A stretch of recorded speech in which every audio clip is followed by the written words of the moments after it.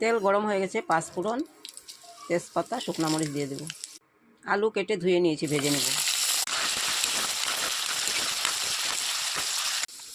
লবণ দিয়ে আলুটা ভেজে নিয়েছি। জিরা, ধনিয়া, হলদি, মরিচ দিয়ে দেব।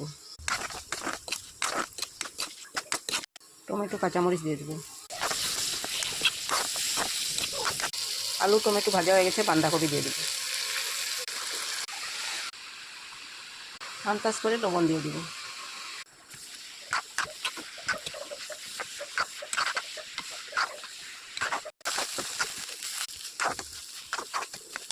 আদা ভালো করে ধুয়ে কুটে নিয়েছি।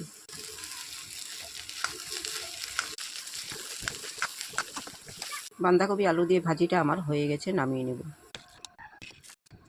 বাঁধাকপি ভাজির রেসিপি ভালো লাগলে লাইক করবেন, শেয়ার করবেন, সাবস্ক্রাইব করবেন। Thank you.